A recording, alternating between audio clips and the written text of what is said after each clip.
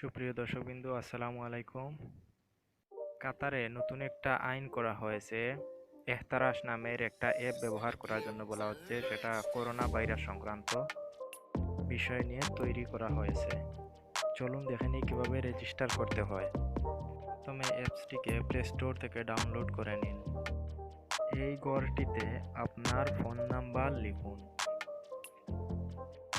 নিচের অপশনটিতে আপনার কাতার আইডির নাম্বারটি লিখুন।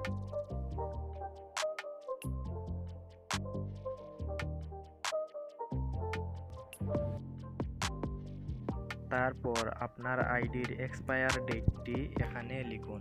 মনে রাখবেন, আইডি এক্সপায়ার হলে কোনো সমস্যা নাই, রেজিস্ট্রেশন হবে। সব ঠিক আছে কিনা চেক করুন। তারপর গেট ভেরিফিকেশন পিন অপশনটিতে ক্লিক করুন। ক্লিক করার পরে আপনার কাছে একটা ওটিপি পাঠানো হবে আপনার নাম্বারে, ওয়ান টাইম পাসওয়ার্ড। ওটিপিটি এখানে লিখুন। লেখার পরে এই বাটনটিতে ক্লিক করুন।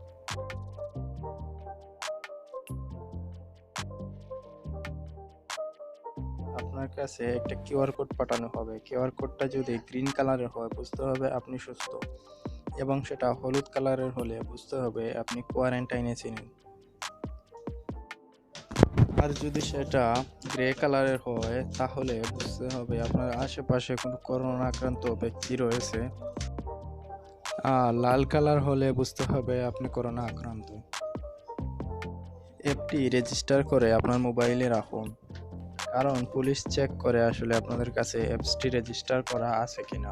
যদি না পায় তাহলে সমস্যা হতে পারে। তাছাড়া এটার মধ্যে আরও কয়েকটি অপশন আছে। এই নাম্বারটিতে কল করে আপনি এই সংক্রান্ত তথ্য দিতে পারবেন বা জানতে পারবেন। আর এই নোটিফিকেশন অপশনে আপনাকে জানানো হবে আপনার আশেপাশে কোনো করোনা আক্রান্ত ব্যক্তি রয়েছে কি না, এগুলো। তো আপনারা সেটা ইনস্টল করে রাখবেন, না হলে পুলিশ পেলে ফাইন